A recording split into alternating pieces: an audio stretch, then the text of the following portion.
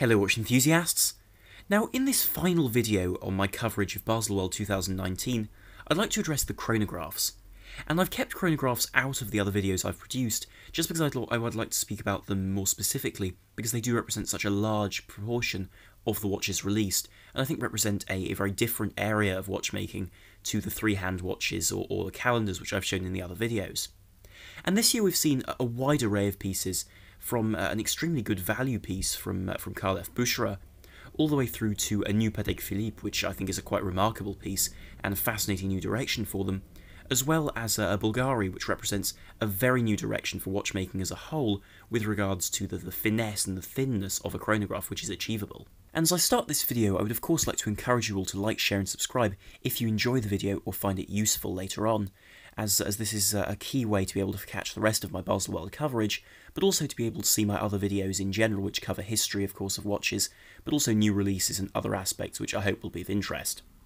Also do follow me on Instagram at the address which is down below on the screen to be able to access more content which otherwise wouldn't be available here on the channel. And before I begin the video, I would also like to announce of course the sale of two of my watches from my personal collection. And the first is my Sinn 104 STSAIW, which is the white dialed version of this watch and of course stainless steel, and it's a 2-year-old piece which has been serviced by a Sinn authorised dealer in between, and is in extremely good condition with full box papers and the original strap in almost unworn condition with the original buckle. And as waiting lists for these watches extend, it's becoming more and more difficult to get hold of them, and so the price I'm asking for this piece is £950. I'm also selling my Seiko Marine Master SBDX 017, another wonderful watch from my collection in very good condition, and produced in one of the last weeks of production of this model, and so it is the last generation of Marine Master signed dial models in this particular line, making it somewhat interesting in that regard. And this piece is also in very good condition with an unused bracelet and strap, and of course with full box and papers for a price of £2,000. And so if you're interested in the purchase of either of these pieces, then do drop me an email at the address which is now on the screen and also down below. Now 20 years ago this year, Sinn released a watch which really revolutionised diving for cold temperatures, because their 203 Arktis was a chronograph, but a diving chronograph conceived specifically for low temperature diving. And this simply hadn't been done before in this way, and so to commemorate its 20th anniversary, Sinn have released a new range of 206 dive watches with full chronograph function. And at a glance it would be easy to mistake these for one of their 103 pieces from their aviation line, but the technology which has gone into these pieces allows a really wonderful combination of charming appearance and design with a very real technical know-how. And the case design of these watches takes on a very similar form to the originals, but also follows on in the Sinn tradition of having these squared off lugs, slab sides, and these very distinctive bezel knurlings. And so these are polished stainless steel to very much commemorate the original, rather than going for the more technical appearance of their EZM range, with cases which are bead blasted. And so the case has grown by 2mm from 41 to 43mm, whilst the thickness is 17mm, which certainly isn't slim, but considering the technical prowess that Sinn have put into this watch, I can understand the fact that it would need to be quite thick. And this case allows the watch to have a 300-metre water resistance, and also resistance to low pressure, so if this watch was being used by a pilot as opposed to a diver, and the cockpit were to suddenly decompress, there would be no problem with the crystal blowing out, which would otherwise be a problem on some pilots or dive watches. And whilst the polished surfaces of the case may suggest a somewhat more relaxed style of this watch, it still uses some very impressive technology such as Sinn's AR dehumidifying technology, whereby the inside of the case is filled with inert gas instead of air to reduce any wear upon the oils inside the watch, but also it has a copper sulfate capsule embedded in the case which is replaced upon servicing, which allows any moisture which does happen to be trapped inside the case to be absorbed by this instead of damaging the movement itself, which I think is a very clever tactic for extending the longevity of a movement. Also the bezel is a captive bezel, so it's screwed in place rather than being simply popped on with a seal, which allows the bezel to take on a much more robust form, but also avoids it from popping off if it receives a sharp blow underwater, for example, and of course is unidirectional for the sake of diving. One does have a luminous pip as well at 12 o'clock, and enlarged grips on this bezel to make it easier to operate with gloves, for instance. They've also used their D3 technology for the crown and the pushers, which means that there's no tube. Rather than having a crown tube, there simply isn't a hole in the case, which has been produced to extremely fine tolerances. And what this means is that in theory this watch doesn't need screw-down pushers to still achieve a 300-metre water resistance, though they've put them in to still hark back to the original. And the result of all of this innovation to make this watch the ultimate dive watch for cold temperatures means that it ends up being resilient to temperatures to minus 45 degrees C, but all the way up to plus 80 degrees C as well, which allows the watch to be really resilient to any sort of temperature that a human being would be able to survive under those circumstances. And also bearing in mind the fact that seals tend to expand and contract under these temperature changes, it's remarkable that they're able to make a watch which can resist this sort of extent of punishment, as well as having that luxury of an exhibition caseback. And through the caseback one's able to see the movement inside this watch, which takes the form of a Bulgari 7750. And whilst some may describe this choice of movement as somewhat mundane, I think for this sort of watch it's the ideal choice, because in previous years Sinn have used the Bulgari 7750 to extremely good effect as a very reliable and extremely well-conceived movement from the early 1970s in terms of its origins as a design. And this gives you operation at 4 Hz and an incredibly reliable operation for the chronograph with that cam assembly, which of course isn't the most refined setup, but it certainly is the most robust on the market, and really is a phenomenal testament to what Sinn can do with these movements too, because the quality of their movements is always superb in terms of the care taken to ensure that they really are the best. And these watches will come in 2 versions, with the standard 206 ST-AR being the black matte dial version, which is the more standard of the two and is the more affordable, with prices starting at $3,270 US, whilst there is also the Arktis II, which is that commemoration version of the original blue dial sunburst style of the original, and that version will come in at a slightly higher price of $3,570 as its opening price. But I think either way these are quite remarkable pieces, but either way these watches offer a very interesting package with very strong and very impressive specifications. One watch which has drawn quite a lot of attention has been the Carl F. Bucherer Heritage BiCompax Annual, an annual calendar chronograph, which allows the owner to have something which is far more affordable than you would expect for this complication, but with a very high level of case finishing and also dial finishing to create a very interesting package, and I think a very high value package too. Now the dimensions of this piece are perhaps misleading, because the specs would suggest that it's 41mm in diameter and 14.05mm thick. And this is because much of the height is taken up by that very heavily bubble-domed sapphire crystal, which takes this box form and so mimics the plexiglass crystals seen on mid-century models from this brand, but also the case is extremely well balanced, and as you can see is extremely well finished as well, with exquisite brushing along the sides of the case, as well as along the top of the lugs with these polished bevels. And the attractive thing about this watch is that it takes on a 1950s sort of feel, but has a certain space-aged quality to it too, with that silver and black setup for the stainless steel version's dial. And the watch comes in 2 distinct versions. The more affordable of the two at $7,200 US is the all stainless steel version, which has this silver dial with this panda aesthetic, with these rather beautiful Art Deco numerals, and then the large date at 12 o'clock with the month placed between 4 and 5. One also sees these concentric ringed subdials which come in black to offset that coloration and also to complement the syringe hands on this watch, which do look truly beautiful. And this piece is the more affordable of the two, whilst one also has the gold and steel version, which is stainless steel in its most general form, but with a rose gold bezel on it, as well as some detailing on the dial with this champagne colour, which I think is just as delicate and interesting, and comes in at a price of $10,200 US, with 888 pieces being produced of each version. And inside these watches one has a movement which is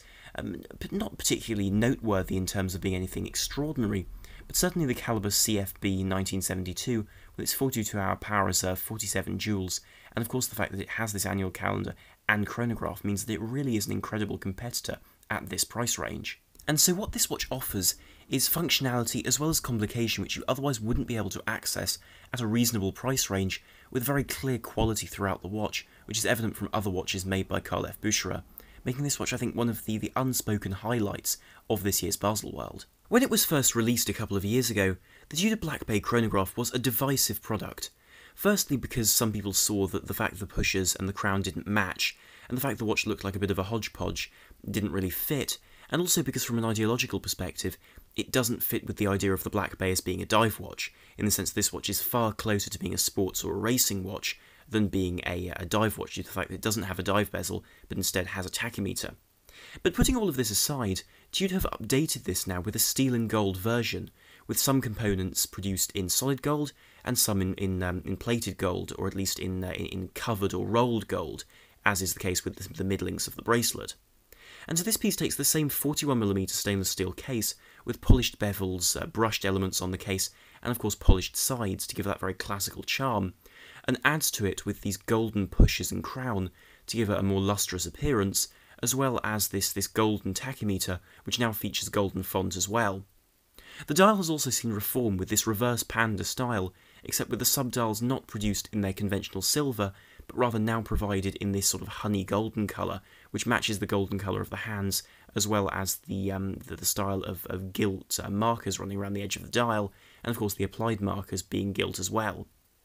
Then one has the fact that the watch comes either on the bracelet, or indeed on an assortment of different straps, with even a bund strap available now, which is a curious choice, bearing in mind these were very much explorer straps or military straps, and so it is a curious choice when paired with what is essentially a racing watch, although I suppose one does see images of people in the 1950s and 60s wearing Rolex Daytonas on these styles of strap, which adds a certain history to this watch, and of course I can imagine Tudor being so wrapped up in their heritage line, wanting to recreate this form of era. And where functionality is concerned, this watch carries everything over from the steel version, having a 200-metre water resistance thanks to a screw-down crown and screw-down pushers, and internally features a calibre which I think is one of the very big strong points that Tudor has at the moment, which is the calibre MT5813. And this is a Breitling-based movement which was involved in the sort of calibre swap, if you will, seen when Tudor provided the movements for the new range of Super Ocean heritages in the Breitling catalogue. And so this movement takes that Breitling architecture with a 70-hour power reserve, 41 joules, and of course automatic winding running at 4 Hz. It also does crucially have a column wheel, and possibly even more importantly, a vertical clutch, which means you have a greater accuracy when the chronograph is running, and also a much smoother engagement, disengagement, and reset of the chronograph. And so whilst I don't personally find the golden coloration of this watch particularly interesting or particularly innovative, I can certainly see the appeal, and the price for this piece is 5,350 Swiss francs, going up to 6,500 for the version on the bracelet. Approaching the concept of a vintage chronograph very differently is the Zenith El Primero A386 Revival. And this piece follows on from the trilogy of pieces released earlier on in the year as a commemoration for the Zenith El Primero's 50th anniversary this year. And bearing in mind the historical importance of the El Primero as a truly remarkable high-beat movement, with automatic winding of course, and its historical aspect of being at the very beginning of that story of mechanical automatic chronographs, this piece really did require quite some piece to commemorate it. And Zenith have really hit the mark with this piece, although perhaps not for the vast majority of consumers, because this piece is a 38mm by 12.6mm recreation of the original A386 model, and so it has these exquisite sunburst brushing, as well as those fantastic polished bevels along the edges of the case, and that narrow but still very delicate and attractive bezel with those exposed pushers and crown. The dial is also a thing of real beauty, with this off-white coloration, with this silver tone, and of course those tricolour style of subdials, which have become so iconic on these watches. I particularly love the placement of that paddle luminous plot on the second hand, which is something I wish was included on more of the modern versions, because it really is a wonderful touch to give this watch a balance of sporting credentials, and of course the elegance this watch always had. And of course the fact that these watches have a 100-metre water resistance also makes them a more practical choice too. However, unfortunately these pieces are only being produced in the 3 tones of gold, as opposed to there being a steel option as well, and only in 50 pieces each, which I think is a shame in terms of being a watch which simply won't be accessible for the vast majority of people, and will sell out incredibly quickly. But for those lucky few who do get hold of these watches, they have inside them the El Primero 499 calibre, which is a 50-hour power reserve 5 Hz movement with 31 joules, and of course automatic winding, which is crucial to the El Primero concept. They are also column wheel chronographs, which is important to the concept as well, considering the historical ties of the column wheel to the El Primero design. But I think as a general design of movement, it's a timeless classic, and a very important piece for the watch industry as a whole. And so the price for each of these 50 pieces of each colour is 19,900 Swiss francs. This year is Grand Seiko's commemoration of Spring Drive, as it's its 20th anniversary coming up in 2019. And so as a result, a few watches have been released in a variety of different formats from Grand Seiko, from their more delicate and more elegant line, as well as their sporting lines. And I feel the most interesting piece to speak about is their limited edition Chronograph GMT, And most importantly about this range, it comes with one version in high-intensity titanium, which I think is particularly interesting in terms of being a novel material for a case, and something which provides really the ideal template for Grand Seiko to work their magic with their case making. Now I should note this watch is also available in gold, which is a 100-piece limited edition for $42,000 US. However, the version I'd like to focus on is very much that titanium version.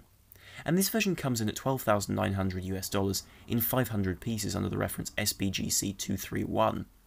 And this piece is a 200-meter water-resistant GMT chronograph with about as many specifications as you could possibly hope for.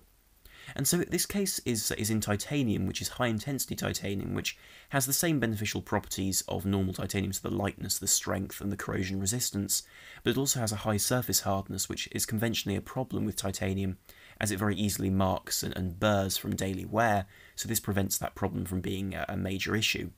And the dimensions of the case are certainly large, at 44.5mm in diameter by 16.1mm thick, yet one has to consider the fact that this watch wears its weight very low, and also the fact that it doesn't weigh very much at all means that it can become a larger size and yet still occupy a reasonable wrist presence. And whilst certainly rather eccentric in its design, I must say the case on this watch is a thing of absolute beauty. With the scalloped sides and the sculpted areas of the case, one has an attention to detail which is just beyond obsessive. The sharpness of the edges, the crispness of the lines is truly remarkable, and something which only Grand Seiko tend to achieve at this sort of price range, and frankly at any price range, because they have a very particular way of doing it, which is extremely charming, but also very distinctive of this particular brand. But one sees other materials elsewhere, such as a sapphire 24-hour GMT bezel, as well as a dial which is this fantastic metallic form in brown, with these wonderful forms which appear from the surface of the dial as a result of the way it's created. But of course the detailing is superb, with that Grand Seiko logo which is applied, in addition to hands which are the best quality hands I've ever seen on a sports watch of this type, having seen other Grand Seiko chronographs of this nature. Then one has these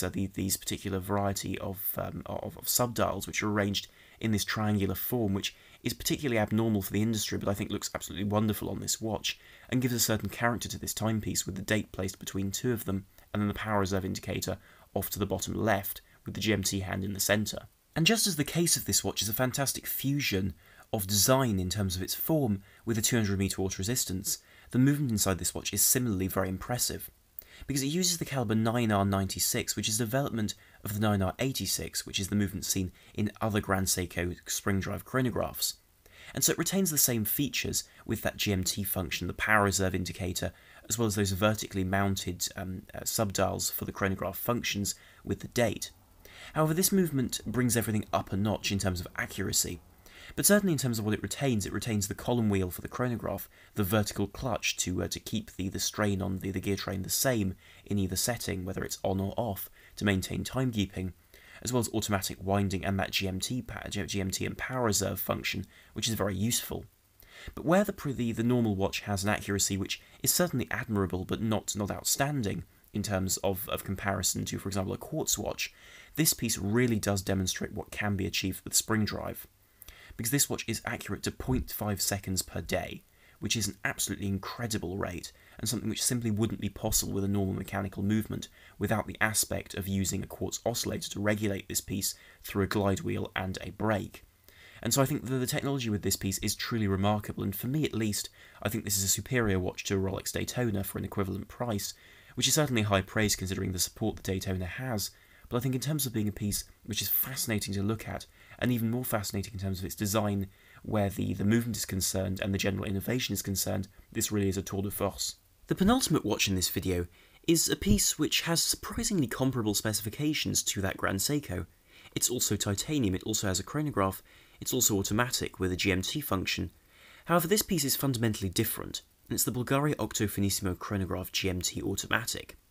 And this piece is very much the essence of finesse where the case is concerned, and has this distinctive design which has become really synonymous with the range, and I think Bulgari have done an extremely good job of creating a design which is truly unique to their brand, but also which harks back to certain other designs throughout the years, but isn't overtly a copy of anything in particular. And so this piece is a 42mm by 6.9mm thick watch, which is a truly staggeringly thin case for a chronograph, especially an automatic one, considering the fact that that's actually a comparable thickness to a Vogel 7750 with no case, which is quite remarkable. Of course, the case of this watch in bead blasted or sand blasted titanium is a thoroughly matted affair. It's a piece which takes on a slightly industrial sort of charm and does look like the work of an industrial designer rather than a watchmaker, which I think looks phenomenal. This particularly complements the sharp lines of the case and those protruding lugs which appear to come out of the sides of the case, as well as the pushers which do the same, and the small crown which, whilst does appear small by comparison to the rest of the case, is truly in proportion when one looks at it next to those pushers. The dial is classic Bulgari Octo Finissimo 2, with this matching tone to the titanium case, which I think works very well, as well as these darkened hands, which match the top of the crown. And so one has this very legible and extremely easy to use setup with the chronograph, and whilst there's no date and the complication is kept fairly minimal, the fact that the GMT function has been able to be integrated into a sub-dial of its own on that right-hand side of the dial is fantastic, bearing in mind the fact that often one would have to have an extra hand. But by far the most remarkable part of this watch is the movement, because this is the caliber BVL 318, an in-house chronograph movement with a platinum automatic winding rotor going around the edge of the movement rather than being placed on top of it, allowing the movement to be all the slimmer in its pursuit of being the slimmest automatic chronograph in the world. And this actually has taken the title from the Frédéric Piguet caliber 1185, which is 2.2mm thicker than this movement, which means that this movement, the BVL 318, is only 3.3mm thick, an incredible achievement for an automatic chronograph. And frankly, for any chronograph at all, to be able to achieve that sort of slimness is staggering and almost unheard of. This still manages to retain a 55-hour power reserve, though, which is similarly staggering, and the fact that the pushers are able to be incredibly intuitive, with a pusher on the opposite side of the case to control the GMT time on one of the sub-dials, just means they've really put a lot of thought into this watch to create something which is usable and easy to use on a daily basis, which is ideal for a watch of this type. And the price of this watch is $17,600 US, which is undoubtedly a very large sum of money. Yet one does have to think that for the fact that this watch is a record-breaking watch, it's not necessarily a bad deal in terms of the amount of innovation and technology which has had to go into this watch in order to make it function in the size restrictions which of course it had to work within to be able to take that title. By contrast to that Bulgari, which has to prove a great deal with its ultra-slim movement, this final watch I'd like to speak about has nothing to prove whatsoever. It's already a classic before it's even been released, and this is the new Patek Philippe 5172G, a chronograph which takes the Patek Philippe chronograph concept in a very new direction. Now in the past, the watches which this watch is the successor to, such as the 5170 and the 5070, were all-out dress watches. These were pieces with polished hands and with very delicate dial designs and case shapes. By contrast, the 5172G is a piece which represents a very different Patek Philippe, and I'm very pleased to see this direction from Patek. Because gone is the somewhat formal leather strap in the form of alligator, and instead a calf leather strap has been installed. The dial is not black or silver, it's blue. The hands are not simply polished dauphine or leaf hands, they're now luminous syringes. And so one has a general design which takes on this vintage retro design with the amalgamation of sports and also dress characteristics together. And this piece is of course white gold, at 41mm in diameter, that's up from the 39 of the 5170, but still down from 1mm from the wider and altogether larger 5070. And the thickness of this watch is 11.45mm thick, which is an impressively thin size for a watch of such depth when you look through the exhibition caseback. Now design-wise, this piece strays a great deal from its predecessor, and I appreciate the fact that Patek haven't simply created a better replacement, if you will, for the 5170. Instead, they've taken the range in a very different direction, so as to not conflict or compete between the older version and the newer version, and basing them purely upon what you prefer, rather than basing them upon which one is better or superior. And the design takes a lot, it would seem, from the perpetual calendar released a couple of years ago in the form of the 5320G. Because it has those stepped lugs, it has that widened sense to the case, and that beautiful profile to it, which I think looks absolutely superb. It also has some details such as, for example, the pusher style, with the tops on them, which appear very similar to the 1463 pushers, seen to denote water resistance on those older models. Of course the watch only has a 380 m water resistance, but still, this is an attractive touch and something which I really do appreciate. The dial of this watch matches the strap in blue, and has a very different aesthetic to its predecessor. Indeed, gone are the very delicate applied Arabic numerals in the form of that breguet style, and also gone is the addition of the very thick graduations around the edge of the dial. Instead, this watch has much finer ones which make the whole dial appear larger, and these very clear and very simple applied luminous markers in the form of these Arabic numerals around the edge of the dial.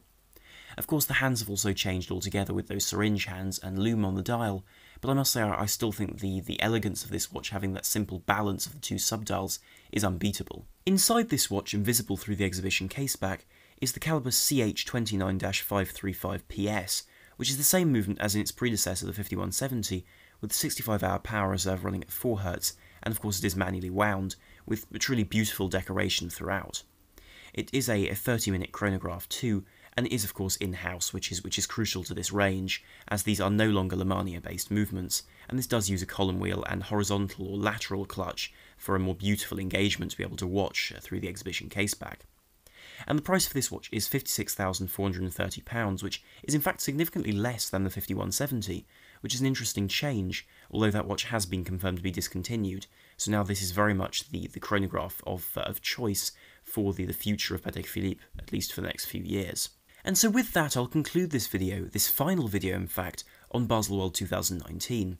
And if you haven't seen the previous videos in the series, then do take a look at the other videos, because they will provide an insight into the rest of Baselworld. Now, I won't be producing any videos for the rest of the week in order to be able to compensate for the time I've added in to be able to add these extra videos to this week. So I shall see you in about a week's time with the next video I will be producing. And so until then, I hope you've enjoyed these videos on Baselworld, and I hope they've been useful too. And so do tell me in the comments down below what you thought of these releases in the chronograph segment, and which ones you found most interesting, or at least most striking. And if you enjoyed the video, then do please like, share and subscribe to help the channel, and also to be able to see more videos and content here in the future. So thank you very much for watching. This is Arm on the Watch Guy, out.